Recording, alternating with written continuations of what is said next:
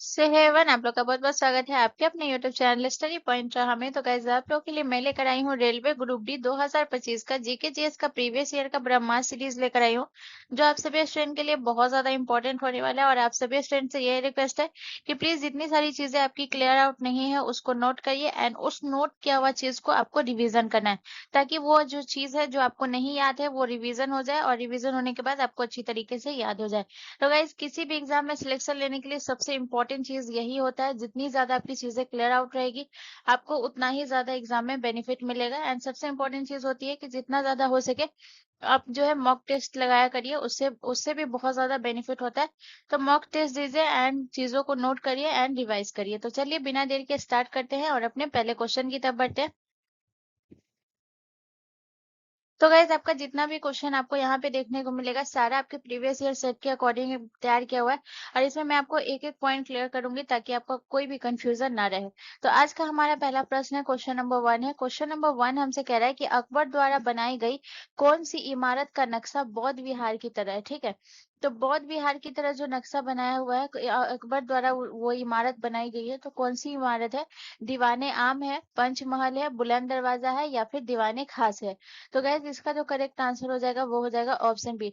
पंचमहल जो है ये बौद्ध विहार की तरह बनाया गया है ये पंचमहल को। ठीक है, अब सबसे पहले इसका निर्माण जो है ये किसके द्वारा? अकबर द्वारा बनाया गया हुआ है, तो यहाँ पे क्लियर किया ही हुआ है, लेकिन फिर भी मैं पूरा लिख देती हूँ। ठीक है, निर्माण इसका कब हुआ था?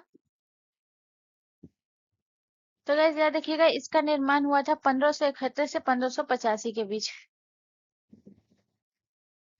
1571 से 1585 ईस्वी के बीच में इसका निर्माण हुआ था।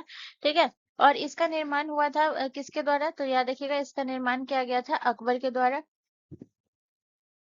ठीक है, और ये कहाँ है गाइस आपका पंचमहल? तो ये भी याद रखिएगा पंचमहल जो है ये फतेहपुर सीकरी में है, जो कि आपका उत्तर प्रदेश में पड़ता है। फतेहपुर फतेहपुर सीकरी, जो कि ये आपका कहाँ पड़ता है गाइस? उत्तर प्रदेश में।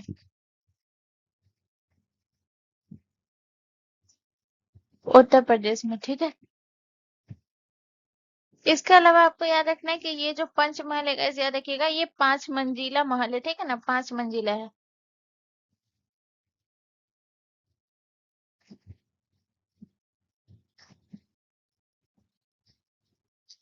5 मंजिला महल है। ठीक है, और इसके अलावा याद रखिएगा इसे हवा महल भी कहा जाता है।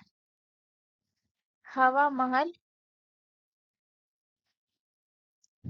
हवा महल भी कहा जाता है। ठीक है, इसके अलावा आपको याद रखना है इसमें कुल खंबे कितने हैं गाइस? तो याद रखिएगा कुल 176 खंबे, कुल 176 खंबे हैं। इसके अलावा इसमें कहा गया है कि बौद्ध विहार की तरह जो है, बौद्ध विहार की तरह कि इसमें क्यों कहा गया है इसको पंचवार को? क्योंकि जो बौद्ध विहार में जो होता था, जो इमारतें होती थी, वो जो स्तंभ जो होता था वो खुला खुला ढांचा होता था। ठीक है ना, और इसमें भी पंच मंजिल में भी जो है इसका स्तंभ जो है ये खुला ढांचा वाला है, इसी वजह से इसलिए जो है इसे बौद्ध विहार जैसा इसे लगता है, इसीलिए इसमें कहा गया है। ठीक है ना, अब यहाँ पे अगर मैं बात करूँ तो यहाँ पे हम बात कर लेते हैं दीवाने आम के बारे में। तो दीवाने आम के बारे में आपको याद रखना है कि इसका निर्माण भी जो है अकबर ने ही करवाया था। ठीक है, लेकिन ये जो है इसका निर्माण कब हुआ था? निर्माण काल, तो याद रखिएगा इसका निर्माण हुआ था 1571 ईस्वी में। 1571 ईस्वी में, ठीक है। इसके अलावा इसका निर्माण ये कहाँ बनाया गया है guys? तो ये भी आपके जो है फतेहपुर सीकरी में ही बनाया गया है। ठीक है, जो कि आपका उत्तर प्रदेश में है। फतेहपुर सीकरी, ठीक है। ये हो गया दीवाने आम के बारे में। इसके बाद बात करेंगे गाइस, तो याद रखिएगा बुलंद दरवाजा। तो बुलंद दरवाजा का निर्माण कब करवाया था अकबर ने गाइस? तो याद रखिएगा बुलंद दरवाजा का निर्माण जो है ये 1601 में करवाया था। ठीक है, इसका निर्माण कब हुआ था? 1601 ईस्वी में जो है इसका निर्माण हुआ था, और याद रखिएगा कब किसकी स्मृति में? तो गुजरात विजय की स्मृति में, ये भी याद रखिएगा। ठीक है ना, गुजरात विजय की स्मृति में। गुजरात विजय, गुजरात विजय की स्मृति में। ठीक है, इसके अलावा अगर मैं बात करूँ गाइस तो ये याद रखिएगा, ये जो आपका जो है बुलंद दरवाजा है, इसके बारे में आपको ये याद रखना है कि ये भारत का सबसे ऊंचा दरवाजा है, ठीक है। बुलंद दरवाजा जो है, याद रखिएगा, भारत का सबसे ऊंचा दरवाजा, ऊंचा दरवाजा है, ठीक है। भारत का सबसे ऊंचा दरवाजा है, और याद रखिएगा इसकी जो है ऊंचाई कितनी है। अगर सबसे ऊंचा दरवाजा है तो इसकी ऊंचाई आपको याद रखनी पड़ेगी, जिसकी ऊंचाई है 54 मीटर, ठीक है। और ये भी आपका फतेहपुर सीकरी में है, ठीक है। इसके अलावा आपका एक बच जाता है दीवाने खास, ठीक है। तो दीवाने खास जो है ये भी आपका फतेहपुर सीकरी में है, ठीक है। चलिए नेक्स्ट क्वेश्चन की तरफ चलते हैं। अगला क्वेश्चन हमारा क्वेश्चन नंबर 2 है गाइस। क्वेश्चन नंबर 2 हमसे कह रहे हैं कि 2011 की जनगणना के अनुसार निम्नलिखित में से किस राज्य की साक्षरता दर सबसे अधिक है। तो 2011 की जनगणना के अनुसार जो है सबसे अधिक साक्षरता दर जो है वो लक्षद्वीप की है, केरल की है, गोवा की है, या फिर मिजोरम की है। तो गाइस इसका जो करेक्ट आंसर हो जाएगा वो हो जाएगा ऑप्शन आपका बी, करेक्ट आंसर हो जाएगा। तो सबसे पहले हम केरल के बारे में बात करेंगे गाइस। तो केरल के बारे में जो है इसकी कुल साक्षरता दर के बारे में बात करेंगे। कुल साक्षरता दर, तो केरल की कुल साक्षरता दर कितनी है गाइस, तो ये है 93.91%, ठीक है। 93.91% है, ठीक है। इसके अलावा अगर मैं बात करूँ गाइस तो इसमें जो है पुरुष का साक्षरता कितना है, पुरुष साक्षरता दर, तो इसमें पुरुष साक्षरता दर जो है गाइस याद रखिएगा ये है आपका 96.11%। और महिला साक्षरता दर कितना है, महिला साक्षरता दर, ठीक है। तो महिला साक्षरता दर है 92.07,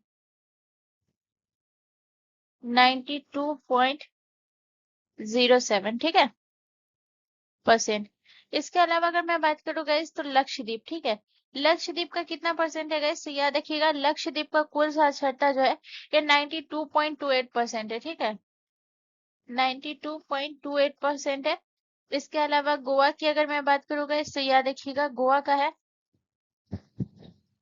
88.70%। और वहीं अगर मैं मिजोरम की बात करूं तो मिजोरम का कितना है गाइस, 91.58%, ठीक है। तो ये मिजोरम का है, ठीक है। तो यहाँ पे जो है सबसे अधिक किसका है, तो सबसे अधिक आपसे पूछा है अधिक जो है ये केरल का, ठीक है। लेकिन अगर मैं आपसे ये बात करूं कि अगर आपसे प्रश्न पूछा जाए कि यहाँ पे निम्न साक्षरता वाला दर कौन सा है, निम्न साक्षरता दर, तो निम्न साक्षरता दर जो है ये किस राज्य का है, तो ये है बिहार का। बिहार का जो है सबसे कम साक्षरता वाला राज्य है बिहार। बिहार की अगर मैं बात करूं तो बिहार का जो है कुल साक्षरता दर कितना है, कुल साक्षरता दर, ठीक है। तो बिहार की कुल साक्षरता दर है guys, याद रखिएगा ये हो गया आपका 61.8%, ठीक है। जिसमें से अगर मैं बात करूं जिसमें महिला, महिला का याद रखिएगा, और पुरुष साक्षरता दर, ठीक है। तो अगर मैं बात करूँ तो इसमें जो है महिला का कितना है 51.5%, 51.5%, सॉरी 51.5% ये महिला का है, ठीक है। 51.5% जो है ये महिला का है, और पुरुष का है 71.2%, ठीक है। इसके बाद अगर हम बात करेंगे गाइस तो यहाँ पे आपको याद रखना है कि सबसे पहले अगर प्रश्न आपसे ये पूछा जाए कि जो प्रारंभिक जनगणना हुई थी, प्रारंभिक जनगणना,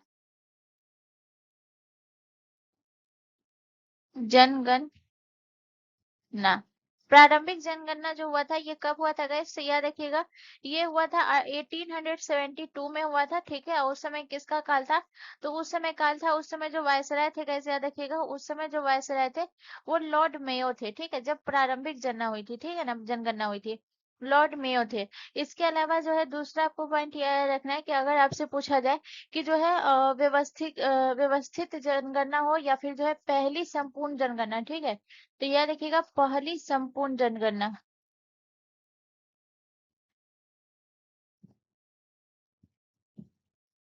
पहली संपूर्ण जनगणना, ठीक है। तो पहली संपूर्ण जनगणना कब हुआ था गाइस? तो याद रखिएगा ये हुआ था आपका 1881 में हुआ था। और किसके समय हुआ था? तो उस समय जो थे वो कौन थे गाइस? तो याद रखिएगा लॉर्ड रिपन के समय। लॉर्ड रिपन के समय। तो पूछा जाता है, ठीक है ना, पहली संपूर्ण जनगणना या पहली व्यवस्थित जनगणना कब हुई थी?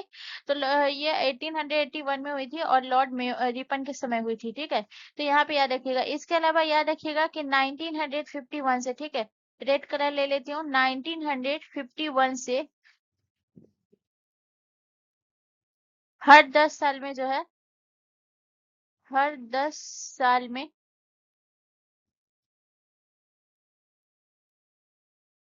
जनगणना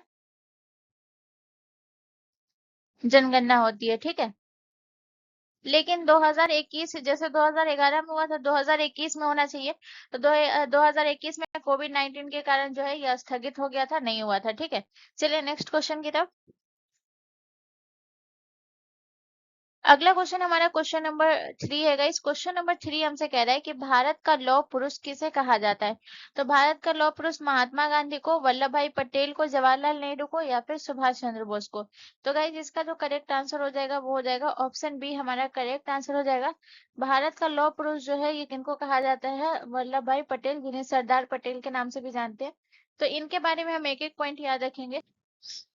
तो ये जो थे ये भारत के पहले उप प्रधानमंत्री थे और गृह मंत्री थे, ठीक है।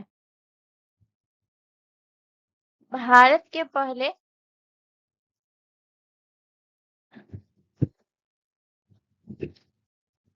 भारत के पहले उप प्रधानमंत्री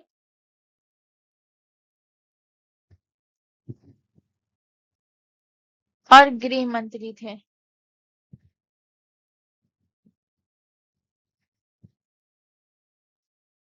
इसके अलावा अगर मैं बात करूं तो इन्हें जो है लौह पुरुष जो कहा गया था, वो क्यों इन्हें लौह पुरुष कहा गया था ये भी याद रखिएगा, ठीक है। इन्हें लौह पुरुष कहा गया, तो इन्हें लौह पुरुष क्यों कहा गया था? क्योंकि गाइस याद रखिएगा इन्होंने जो है 562 रियासतों को जो है एकजुट करके क्या किया था? भारतीय संघ में मिलाया था, ठीक है ना।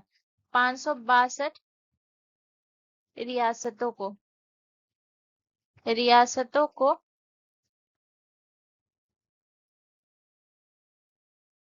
एकजुट करके भारत में मिलाया था।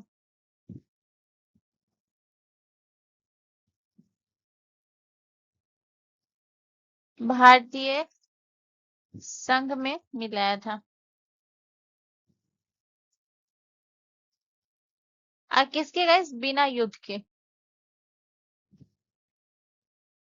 बिना युद्ध के, इसीलिए इनको लौह पुरुष कहा गया, ठीक है। अब यहाँ पे अगर मैं बात करूँ गाइस तो याद रखिएगा, यहाँ पे आपको क्या याद रखना है?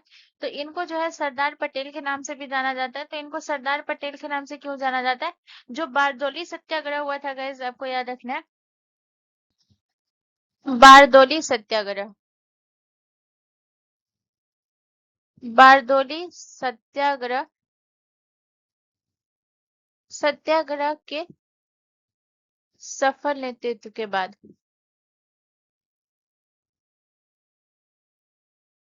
सफल नेतृत्व के बाद सरदार की उपाधि मिली थी। सरदार की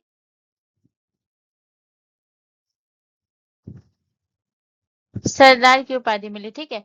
और ये जो बारदोली सत्याग्रह हुआ था ये कब हुआ था? 1928 में, 1928 में बारदोली सत्याग्रह हुआ था, ठीक है। जिसमें इनको जो है महिलाओं ने ये उपाधि दी थी। इसके अलावा अगर मैं बात करूँ गाइस तो याद रखिएगा इन्हें जो है भारत का बिस्मार्क भी कहा जाता है, ठीक है। तो अगर आपसे प्रश्न पूछा जाए कि भारत का बिस्मार्क किसे कहा जाता है, तो सरदार पटेल को भारत का बिस्मार्क, ठीक है। भारत का बिस्मार्क कहा जाता है। इसके अलावा गाइस याद रखिएगा कि इन्होंने जो है एक अधिवेशन में भाग लिया था, जो कि पूछा जाता है कौन से अधिवेशन में? तो इन्होंने कराची अधिवेशन की अध्यक्षता की थी, ठीक है। कराची अधिवेशन की कराची अधिवेशन की अध्यक्षता की थी। अध्यक्षता कब की थी गाइस? तो ये भी याद रख लीजिएगा, 1931 में की। ठीक है। इसके अलावा आपको और क्या याद रखना है गाइस? इसके अलावा आपको याद रखना है कि इनके जो है इनकी जयंती पे जो है राष्ट्रीय एकता दिवस भी मनाया जाता है। ठीक है, तो याद रखिएगा, जयंती पर क्या मनाया जाता है? राष्ट्रीय एकता दिवस।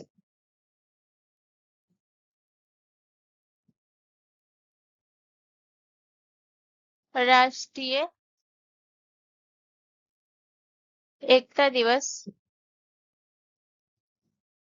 हर साल कब मनाया जाता है गाइस? हर साल 31 अक्टूबर को।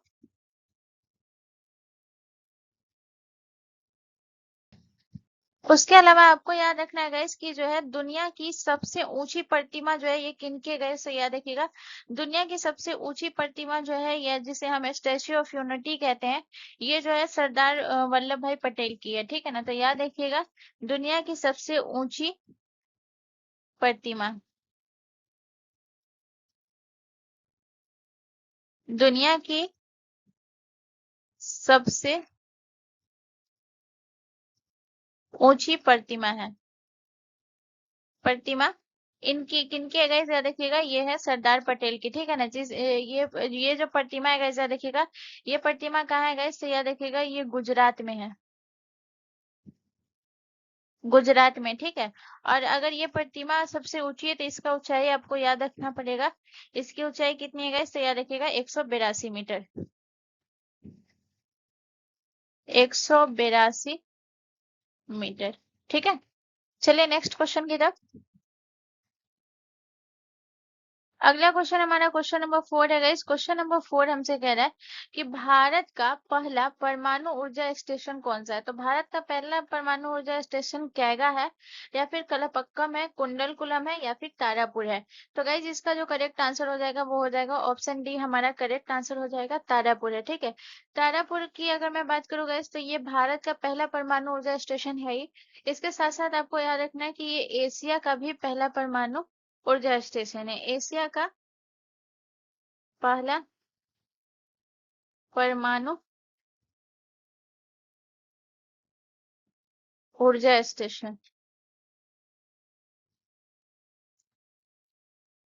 इसके अलावा अगर मैं बात करूँ गाइस, तो ये आपके कौन से राज्य में है? तो याद रखिएगा, ये महाराष्ट्र में है। महाराष्ट्र में है। ठीक है। और याद रखिएगा, महाराष्ट्र के कहाँ गए? तो याद रखिएगा, ये पालघर जिले, पालघर जिला, पालघर जिला में। ठीक है। इसके अलावा आपको याद रखना है कि इसकी स्थापना कब हुई थी? स्थापना। ठीक है। तो इसकी जो स्थापना हुई थी 1969 में हुई थी। 1969 में हुई थी गाइस। और याद रखिएगा, भारत सरकार जो है और जो है अमेरिका के सहयोग से। ठीक है। भारत सरकार और अमेरिका के सहयोग से।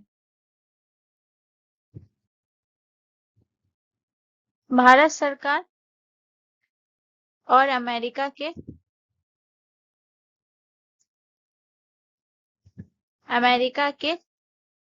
सहयोग से। ठीक है। इसके अलावा आपको याद रखना है गाइस कि भारतीय परमाणु कार्यक्रम के जनक कौन है गाइस? तो याद रखिएगा, भारतीय परमाणु कार्यक्रम, कार्यक्रम के जनक। ठीक है। तो भारतीय परमाणु कार्यक्रम के जनक है गाइस, याद रखिएगा, डॉक्टर होमी जे भाभा। डॉक्टर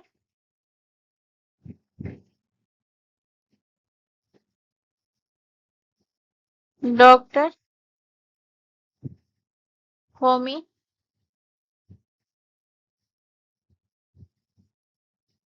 जे भाभा। ठीक है।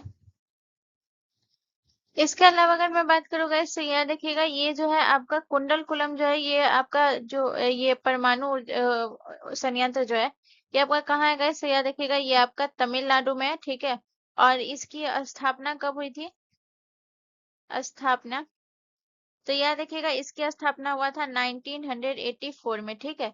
इसके अलावा अगर मैं बात करूँ कलपक्कम की, अगर मैं बात करूँ तो गाइस याद रखिएगा ये जो है ये भी आपका कहाँ है गाइस, तो याद रखिएगा तमिलनाडु में है, तमिलनाडु में है। और इसकी स्थापना कब हुई है, ठीक है। तो इसकी स्थापना हुई है गाइस कलपक्कम की, सॉरी गाइस यहाँ पे एक मिस्टेक हो गया, ठीक है। ये जो होगा ये होगा 2013 में, ठीक है। ये कब हुआ, 2013 में। और जो ये आपका कलपक्कम है गाइस इसकी स्थापना हुई थी 1984 में, ठीक है, 1984 में, ठीक है। इसके अलावा कैगा की अगर मैं बात करूँ ये आपका कहाँ है, तो कैगा आपका कर्नाटक में है, ठीक है। चलिए नेक्स्ट क्वेश्चन की तरफ। अगला क्वेश्चन हमारा क्वेश्चन नंबर 5 है गाइस। क्वेश्चन नंबर 5 कह रहा है कि प्रथम केंद्रीय विधानसभा का गठन कब किया गया था। तो प्रथम केंद्रीय विधानसभा का गठन 1930 में किया गया था, 1911 में, 1921 में, या 1928 में। तो गाइस इसका जो करेक्ट आंसर हो जाएगा वो हो जाएगा ऑप्शन सी हमारा करेक्ट आंसर हो जाएगा, ठीक है, 1921 में। अब यहाँ पे हम विधानसभा के बारे में बात करेंगे गाइस। तो विधानसभा में आपको याद रखना है कि इसमें जो है अधिकतम कितने सदस्य होते हैं, अधिकतम। तो अधिकतम जो सदस्य होते हैं वो 500 होते हैं, ठीक है, 500 होते हैं अधिकतम। और वहीं अगर मैं न्यूनतम की बात करूं तो न्यूनतम कितने सदस्य होते हैं, न्यूनतम। तो न्यूनतम जो है ये 60 से कम नहीं होना चाहिए, ठीक है, 60 से कम नहीं होना चाहिए। लेकिन इसमें भी जो है कुछ अपवाद में आते हैं, कुछ राज्य जो है वो अपवाद में आते हैं। तो अपवाद वाले राज्य बहुत इंपॉर्टेंट है। जैसे कौन कौन से राज्य अपवाद में आते हैं, तो जैसे आपका गोवा, मिजोरम और सिक्किम जो है ये अपवाद में आता है। गोवा, सिक्किम और मिजोरम, ये आपका अपवाद में आता है। जैसे गोवा में अगर मैं बात करूँ तो इसमें विधानसभा सीट 40 है। सिक्किम की अगर मैं बात करूँ गाइस तो सिक्किम में 34 है। और मिजोरम की अगर मैं बात करूँ तो यहाँ भी 40 है। तो जो विधानसभा सीट का जो ये होता है वो जनसंख्या के आधार पे होता है, ठीक है ना, कि किस राज्य की विधानसभा जो है सीट कितनी होगी उसके उस राज्य की जनसंख्या के आधार पे होता है, ठीक है ना। और ये जो है जनसंख्या के आधार पे होता है। तो आप लोगों को ऐसा लग रहा होगा कि 2011 की जनसंख्या पे निर्धारित होगा, जो कि रॉन्ग आंसर है। 2011 की जनगणना नहीं है। ये जो सीट निर्धारित की गई है गाइस याद रखिएगा 1971 के, 1971 की जनसंख्या पे, ठीक है ना, सॉरी 1971 के जनगणना, जनगणना पर आधारित है, ठीक है, आधारित है, ठीक है। ये प्रश्न पूछा जाता है, बहुत सारे लोगों को लगता है कि जो सीट का निर्धारित हुआ होगा वो 2011 की जनगणना पे, लेकिन ये गलत है, 1971 की जनगणना पे इसे आधारित किया गया है। और बीच में जो है ये चेंज हुआ कि नहीं हुआ, तो ये भी याद रखिएगा कि ये जो है 84वां संविधान संशोधन हुआ था, जिसके तहत ये सुनिश्चित कर दिया गया था कि 2026 तक जो है जो भी सीट होंगी वो उतना ही रहेगा, उसमें कोई भी चेंजेस नहीं होगा 2026 तक, ठीक है। 84वां संविधान संशोधन करके इसे सुनिश्चित कर दिया गया, ठीक है। तो इतना पॉइंट आपको याद रखना है, ठीक है। इसके अलावा अगर हम बात करें विधानसभा का जो गठन किया गया है वो कौन से अनुच्छेद में, तो अनुच्छेद भी लिख लीजिएगा, मैं बताना भूल गई थी, ठीक है, अनुच्छेद 170, ठीक है। इसके अलावा अगर मैं बात करूं इसका कार्यकाल, कार्यकाल कितना होता है, तो इसका कार्यकाल 5 वर्ष होता है, ठीक है। लेकिन 5 वर्ष होता है, लेकिन इससे पहले भी ये भंग हो सकता है, ठीक है, इससे पहले भी ये भंग हो सकता है, जरूरी नहीं 5 वर्ष। अगर मान के चलिए कि अगर राष्ट्रपति शासन लागू हो जाता है तो ये इसका जो है ये भंग हो जाता है, ठीक है। या फिर कोई भी नेता का जो बहुमत खत्म हो जाता है, जो नेता होता है उसका बहुमत खत्म होता है, तो इसकी वजह से भी ये जो है समाप्त हो जाता है, ठीक है। तो 5 वर्ष नहीं रह पाता है। इसके अलावा अगर मैं बात करूं कि इसके लिए जो है न्यूनतम आयु कितना होता है, न्यूनतम आयु, तो विधानसभा के लिए न्यूनतम आयु चाहिए 25 वर्ष, ठीक है। चलिए नेक्स्ट क्वेश्चन की तरफ। अगला क्वेश्चन हमारा क्वेश्चन नंबर 6 है गाइस। क्वेश्चन नंबर 6 हमसे कह रहा है कि सोडियम धातु का सबसे सामान्य अयस्क कौन सा है। तो सोडियम धातु का सोडियम सल्फेट है, सोडियम नाइट्रेट है, सोडियम क्लोराइड है, या फिर सोडियम कार्बोनेट है। तो गाइस इसका जो करेक्ट आंसर हो जाएगा ये सबसे सामान्य अयस्क पूछ रहा है, ठीक है। ये सभी अयस्क है, लेकिन इसमें से आपको बताना है कौन सा सामान्य अयस्क कौन सा है, ठीक है। तो इसमें जो सामान्य अयस्क है गाइस वो हो जाएगा आपका सोडियम क्लोराइड, ठीक है, ऑप्शन सी हमारा करेक्ट आंसर हो जाएगा, सोडियम क्लोराइड। ठीक है, इसका फॉर्मूला क्या होता है? सोडियम क्लोराइड का फॉर्मूला होता है NaCl। ठीक है, जिसे हम क्या कहते हैं गैस? तो सोडियम क्लोराइड को जो है याद रखिएगा, इसे जो है रॉक साल्ट के नाम से भी जाना जाता है। ठीक है, रॉक साल्ट, रॉक साल्ट के नाम से जाना जाता है। ठीक है, इसके अलावा अगर मैं बात करूं सोडियम सल्फेट, सोडियम सल्फेट भी होता है। ठीक है, इसका फॉर्मूला क्या होता है? तो सोडियम सल्फेट का होता है Na2SO4। Na2SO4 इसका रासायनिक सूत्र है। सोडियम नाइट्रेट की अगर मैं बात करूं तो NaNO3, NaNO3 इसका फॉर्मूला होता है। और सोडियम कार्बोनेट की अगर मैं बात करूंगा तो याद रखिएगा, इसका होता है Na2CO3, Na2CO3। तो सोडियम जो है ये कौन से अयस्क से प्राप्त होता है गाइस? तो सोडियम क्लोराइड से होता है। ठीक है, तो पूछा जाता है कि ये जो है कौन सी जो है प्रक्रिया के द्वारा होता है गाइस? तो याद रखिएगा, वैद्युत अपघटन के द्वारा। ठीक है, वैद्युत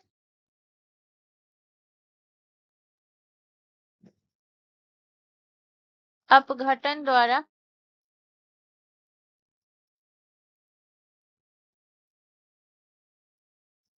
सोडियम प्राप्त होता है। ठीक है, सोडियम प्राप्त होता है, जिसे हम इलेक्ट्रोलाइसिस कहते हैं। ठीक है, इसके अलावा अगर मैं बात करूँ गैस, तो ये जो होता है, ये प्रक्रिया जो होता है वैद्युत अपघटन इलेक्ट्रोलाइसिस प्रक्रिया जो होता है, याद रखिएगा ये प्रक्रिया जो होता है ये पिघले हुए सोडियम क्लोराइड पर की जाती है, ये भी याद रखिएगा। ठीक है, तो याद रखिएगा ये प्रक्रिया पिघले हुए, ये प्रक्रिया पिघले हुए सोडियम क्लोराइड पे की जाती है।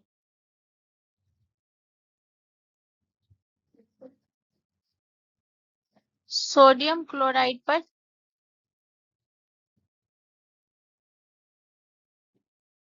की जाती है। ठीक है,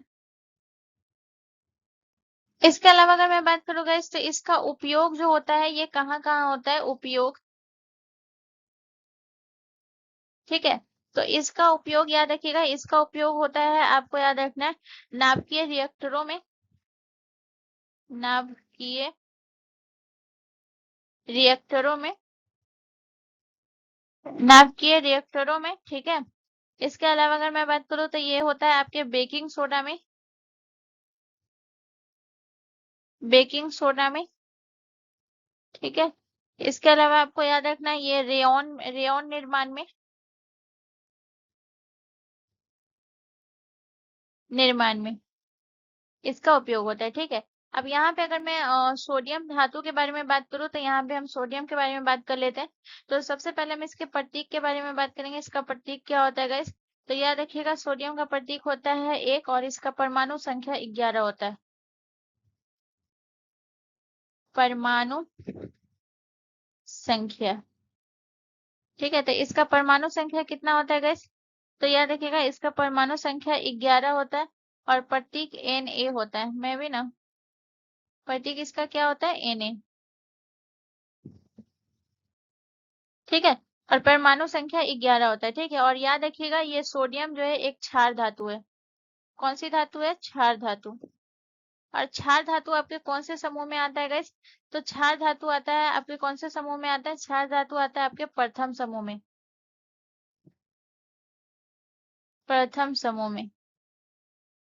ठीक है, इसके अलावा अगर मैं बात करूँ गाइस, तो याद रखिएगा इसका जो है रंग कैसा होता है? इसका रंग, तो इसका रंग जैसे चांदी जैसा सफेद होता है, चांदी, चांदी जैसा सफेद होता है। अब मैं चांदी जैसा सफेद इसीलिए लिखा है क्योंकि दूध जैसा भी सफेद होता है, बहुत तरीके का सफेद होता है। ठीक है, उसके बाद आपको याद रखना है कि इसे जो है ये बहुत ज्यादा ही मुलायम होता है और इसे चाकू से जो है काटा जा सकता है। ठीक है, चाकू से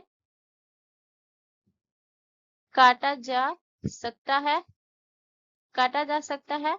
और इसके अलावा आपको याद रखना है ये बहुत ज्यादा मुलायम होता है, मुलायम होता है। ठीक है, चलिए नेक्स्ट क्वेश्चन की तरफ।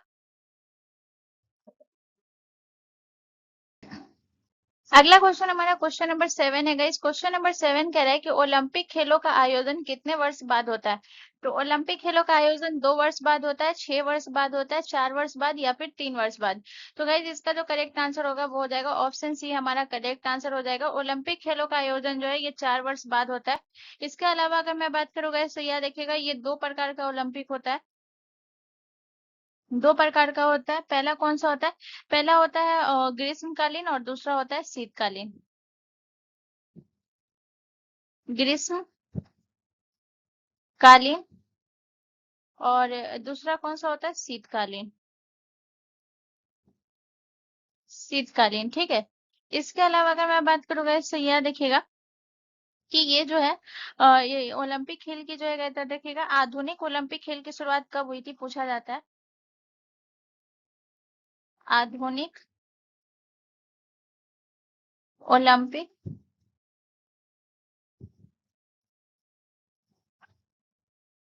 खेल की शुरुआत, शुरुआत, ठीक है।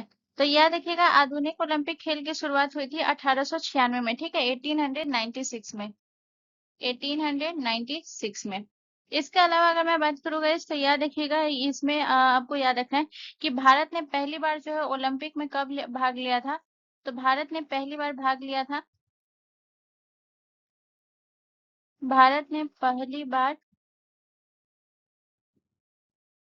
भाग लिया था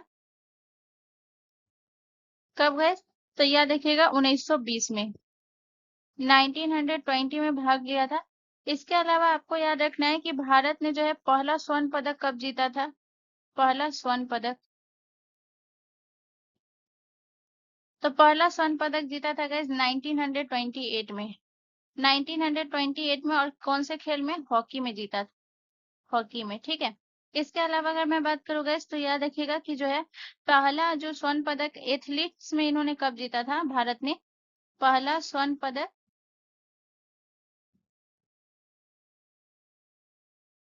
खेल कौन सा था? एथलेटिक्स,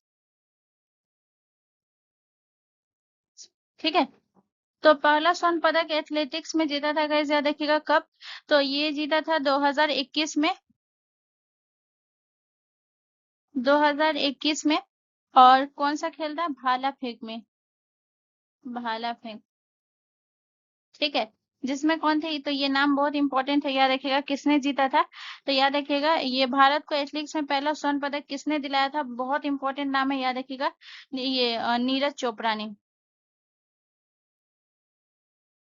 तो ये एग्जाम में पूछा भी गया था, ठीक है, याद रखिएगा कि पहला स्वर्ण पदक एथलेटिक्स, ठीक है ना, एथलेटिक्स में जो है गाइस याद रखिएगा ये जो है बहुत इंपॉर्टेंट बन जाता है। इस पॉइंट को आप याद रखिएगा, ठीक है, एग्जाम में ये पूछेगा ही पूछेगा, ठीक है। और इसके अलावा अगर मैं बात करूँ, तो यहाँ पे आपको याद रखना, और ये जो है हर 4 साल में आयोजित होता है। और इसमें कितने होते हैं गाइस? तो याद रखिएगा ओलंपिक्स में जो है 5 छल्ले होते हैं, छल्ले होते हैं यानी रिंग होते हैं। 5 छल्ले होते हैं जो किसको दर्शाता है? जो 5 महाद्वीप को दर्शाता है, जो 5 महाद्वीपों को दर्शाता है, दर्शाता है। आप छोटा सा पिक्चर देख रहे होंगे जहां पे मैं सर्कल कर रही हूँ रेड कलर से, ये 5 रिंग है, यही 5 रिंग जो है 5 महाद्वीपों को दर्शाता है, ठीक है। चलिए नेक्स्ट क्वेश्चन की तरफ। अगला क्वेश्चन हमारा क्वेश्चन नंबर 8 है गाइस। क्वेश्चन नंबर 8 हमसे कह रहा है कि भारत की सबसे लंबी रेल सुरंग कहां से कहां तक है? तो भारत की सबसे लंबी रेल सुरंग पीर पंजाल से बनियाल, मुंबई से पुणे, मंडी से पठानकोट या फिर कोयम्बटूर से मुदौरे। तो गाइज इसका जो करेक्ट आंसर हो जाएगा वो हो जाएगा आपका जो है पीर पंजाल से बनियाल जो है ये भारत की सबसे लंबी रेल सुरंग है, यानी कि जो है कहाँ से कहाँ तक है? पीर पंजाल से बनियाल। अगर भारत की सबसे लंबी रेल सुरंग की अगर मैं नाम की बात करूँ तो इसका नाम क्या है? तो इसे हम कहते हैं पीर पंजाल रेल सुरंग, पीर पंजाल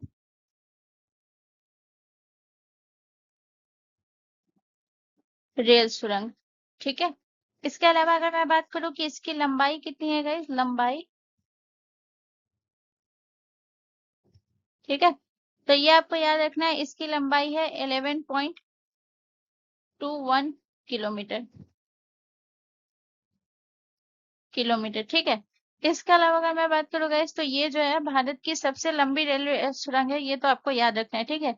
इसके अलावा याद रखिएगा ये कौन से दो स्थानों को जोड़ती है गाइस, तो याद रखिएगा ये कांजी कुंड को बनियाल से जोड़ती है। कांजी कुंड को किससे जोड़ती है? बनिहाल। बनिहाल से जोड़ती है,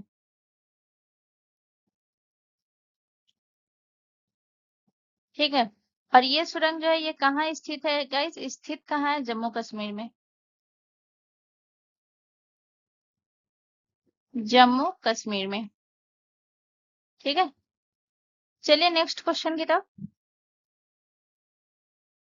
अगला क्वेश्चन हमारा क्वेश्चन नंबर 9 है गाइस। क्वेश्चन नंबर 9 कह रहा है कि ग्लूकोमा रोग शरीर के किस अंग से संबंधित है?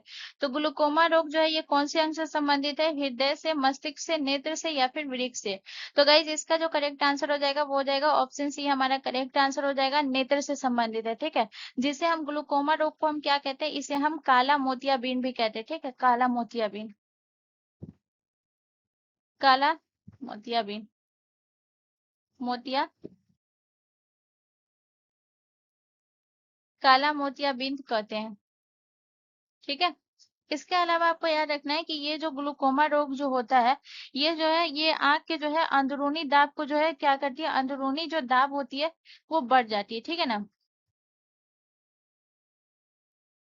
आंख की अंदरूनी दाब, ये रोग होने से क्या हो जाता है? आंख की जो है, आंख की अंदरूनी, अंदरूनी दाब बढ़ जाती है, बढ़ जाती है, ठीक है, बढ़ जाती है।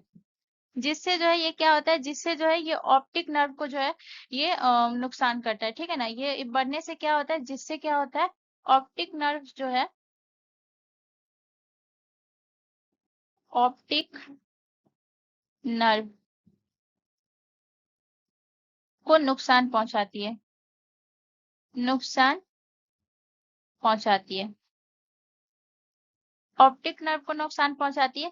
जिससे हमारे आंख में क्या होता है? तो सबसे पहले आपको ऑप्टिक नर्व के बारे में जानना होगा। ऑप्टिक नर्व जो होता है ये क्या करता है?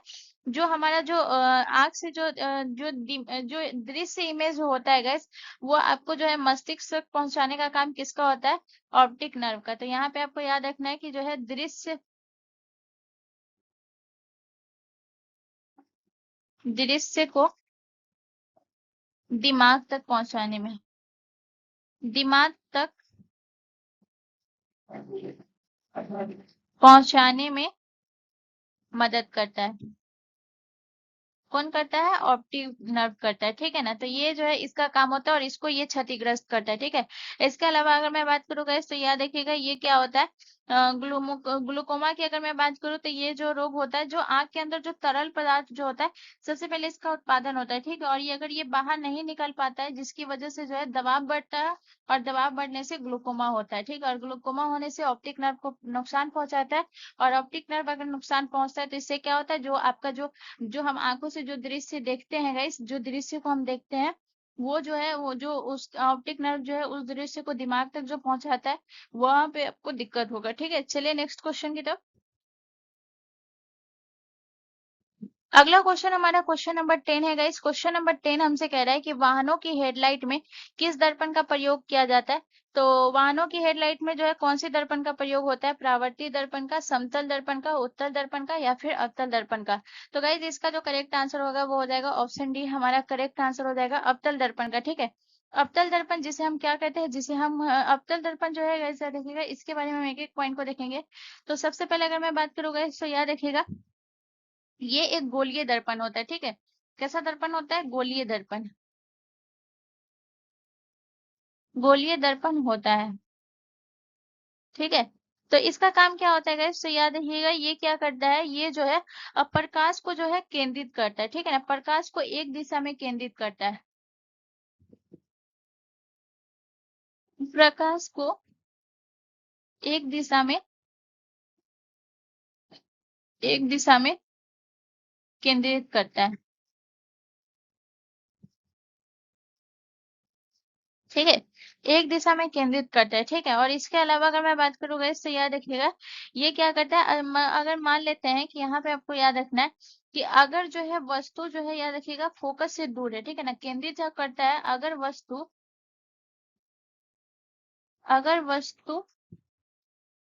फोकस से दूर है, फोकस से दूर है, तो ये क्या होगा, तो प्रतिबिंब जो है वास्तविक और उल्टा बनेगा, ये याद रखिएगा, ठीक है। प्रतिबिंब वास्तविक वास्तविक और उल्टा बनेगा, और उल्टा बनेगा, ठीक है।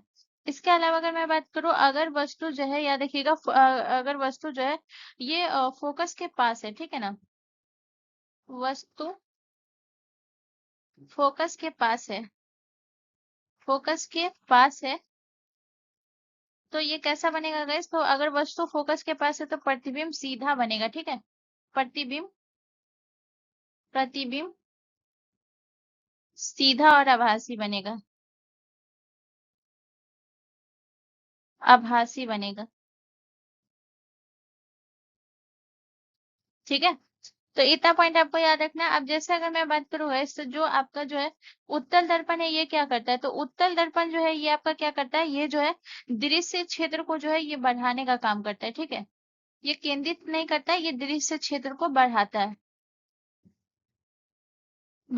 ठीक है। इसके अलावा अगर मैं समतल दर्पण की बात करूँ, तो समतल दर्पण जो है ये क्या करता है, तो समतल दर्पण जो है प्रकाश को फैलाता है, ठीक है ना, ये फैलाने का काम करता है, प्रकाश को फैलाता है, ठीक है। इसके अलावा अगर मैं आपको यहाँ पे अवतल दर्पण के जो है उपयोग के बारे में बताऊं कि इसका उपयोग जो है और कहाँ कहाँ होता है गाइस, तो याद रखिएगा टॉर्च में होता है इसका उपयोग, ठीक है। टॉर्च हो गया, टॉर्च में इसका उपयोग होता है।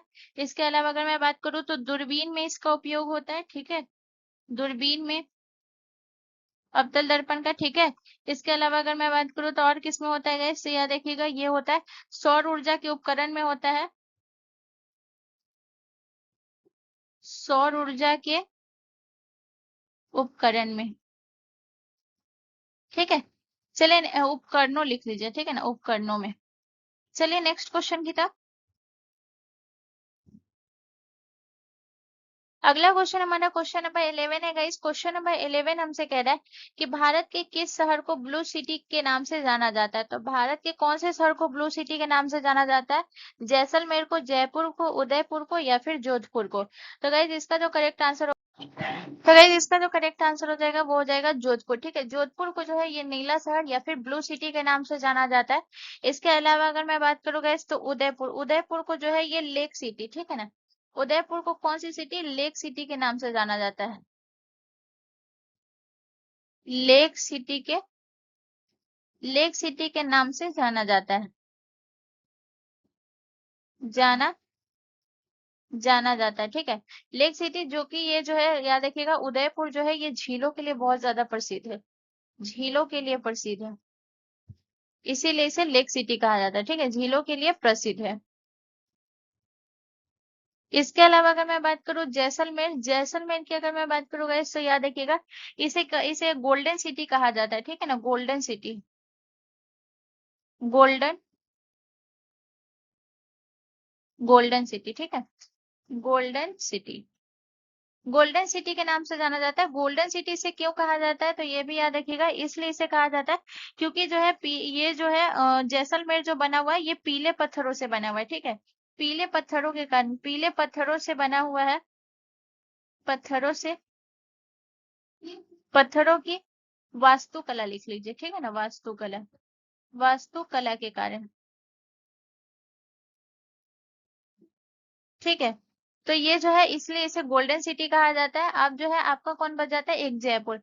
जयपुर तो बहुत सारे लोग जानते हैं, जिसे हम पिंक सिटी के नाम से जानते हैं, पिंक सिटी, पिंक सिटी कहा जाता है।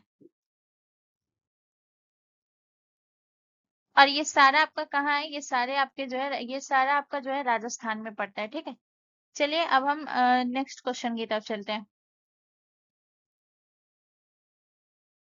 अगला क्वेश्चन हमारा क्वेश्चन नंबर 12 है गाइस। क्वेश्चन नंबर 12 हमसे कह रहा है कि प्रथम गुप्त शासक कौन था जिसने महाराजी धीराज की उपाधि धारण की थी।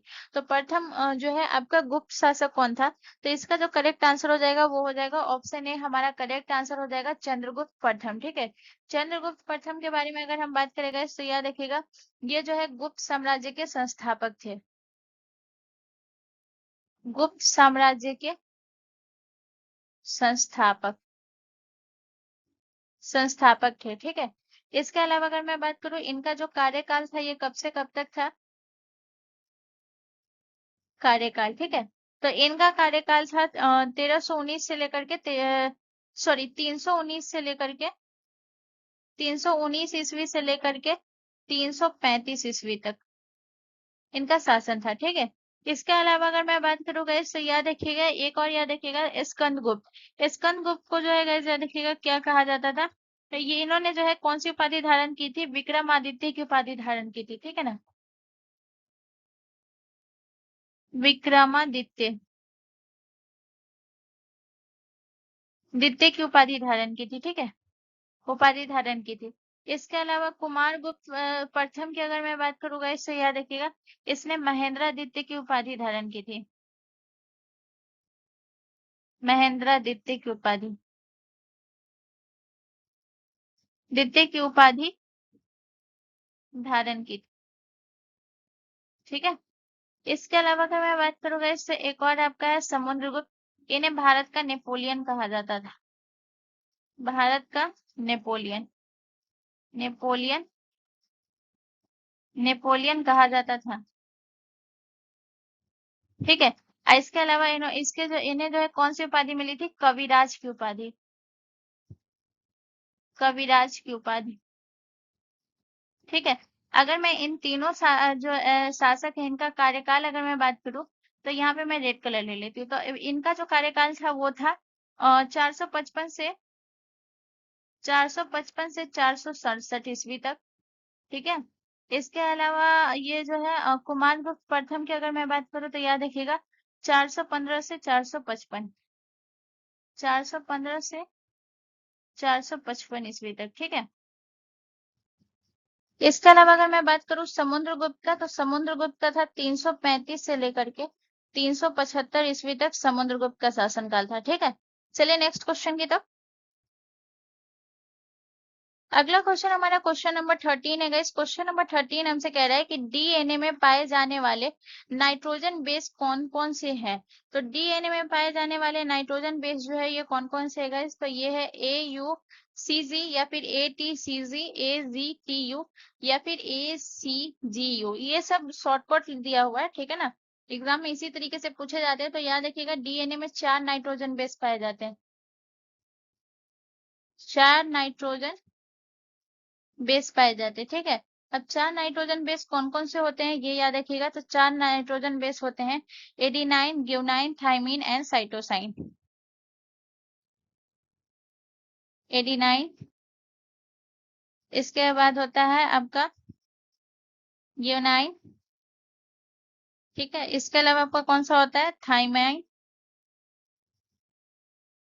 थाइमाइन। ठीक है, इसके अलावा आपका कौन होता है साइटोसाइन। ठीक है, ये 4 होता है। ठीक है, इसके अलावा गाइस याद रखिएगा ये आपको याद रखना क्या है कि ये जो ये होता है ये क्या होता है गाइस, तो याद रखिएगा ये जो है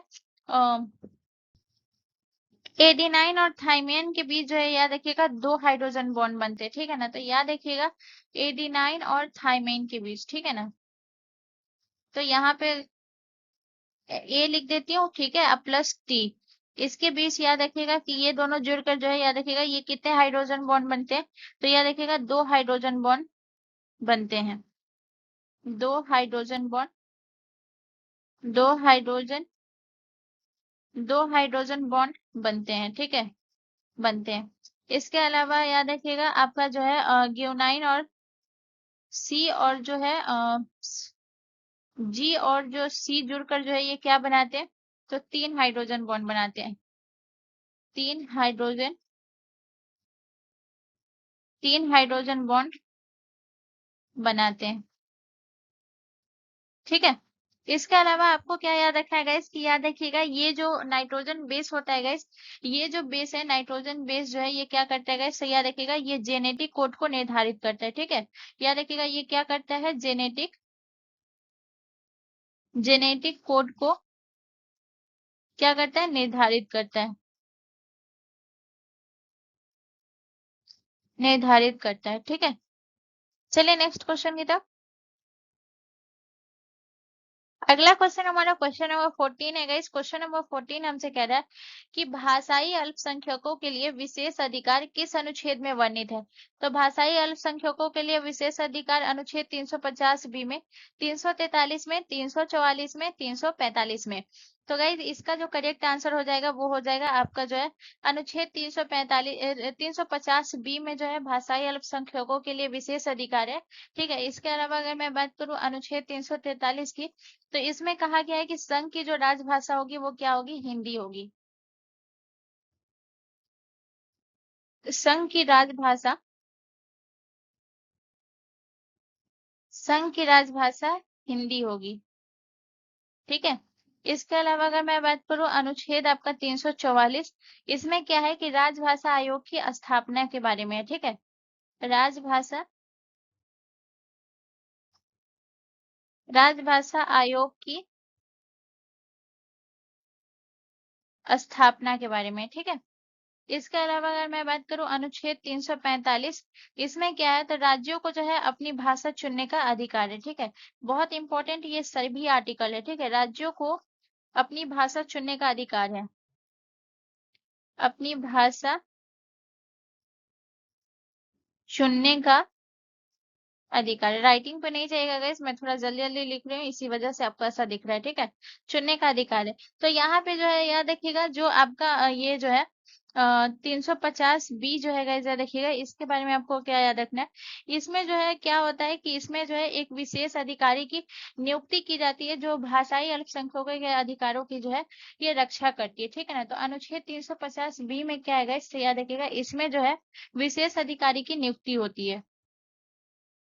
विशेष अधिकारी, विशेष अधिकारी की नियुक्ति होती है, नियुक्ति होती है। ठीक है ना, जो क्या करती है गाइस, तो याद रखिएगा ये क्या करती है, इसका काम होता है भाषाई अल्पसंख्यकों के अधिकार की रक्षा करना। ठीक है, भाषाई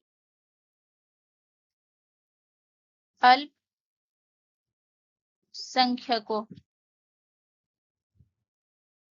भाषाई अल्पसंख्यकों के अधिकारों की रक्षा करना, अधिकारों की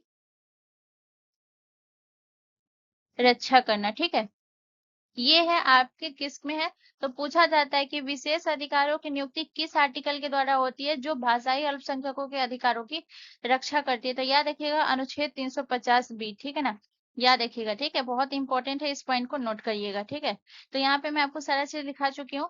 इसके अलावा एक पॉइंट और याद रख लीजिएगा गाइस कि इसमें जो है राजभाषा अधिनियम, ठीक है, एक अधिनियम आपको याद रखना है जिसमें जो है याद रखिएगा हिंदी और अंग्रेजी को जो है संघ के आधिकारिक भाषा जो है वो माना गया। ठीक है ना, हिंदी और अंग्रेजी, हिंदी और अंग्रेजी को जो है आधिकारिक भाषा माना जाता है, आधिकारिक आधिकारिक भाषा माना जाता है। किस अधिनियम के तहत गए, तो याद रखिएगा राजभाषा अधिनियम 1963, राजभाषा अधिनियम 1963। ठीक है, चलिए नेक्स्ट क्वेश्चन की तरफ। अगला क्वेश्चन हमारा क्वेश्चन नंबर 15 है गाइस। क्वेश्चन नंबर 15 हमसे कह रहा है कि महाभारत के रचयिता कौन है। तो महाभारत के रचयिता कालिदास है, वाल्मीकि है, तुलसीदास है या फिर वेद व्यास है।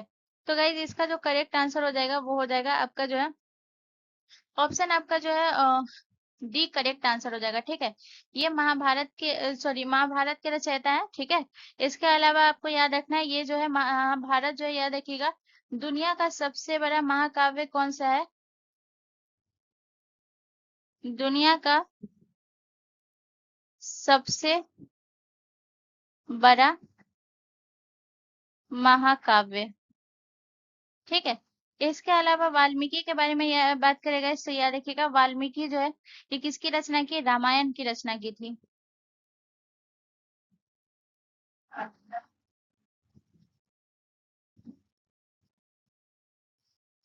रामायण, रामायण की रचना की थी। ठीक है, रामायण की रचना की थी। तुलसीदास की अगर मैं बात करूं तो इसने किसकी रचना की थी? तुलसीदास ने जो है याद रखिएगा ये रामचरितमानस की रचना की थी। रामचरित मानस की रचना की थी, रचना की थी। ठीक है। इसके अलावा अगर मैं बात करूँ गाइस तो कालिदास, ठीक है, कालिदास ने जो है मेघदूत की रचना की थी। मेघदूत की रचना की थी। ठीक है, तो इतना आपको याद रखना है गाइस। इसके अलावा गाइस याद रखिएगा जो इसमें जो है आपको मैं आपको बता दूं कि इसमें महाभारत के बारे में आपको क्या याद रखना है गाइस, तो इसके बारे में एक पॉइंट और याद रखिएगा कि जो रामानुजाचार्य जो थे गाइस याद रखिएगा इन्होंने जो है तमिल में इसका अनुवाद किया था। ठीक है, तो गाइस आज के लिए इतना ही।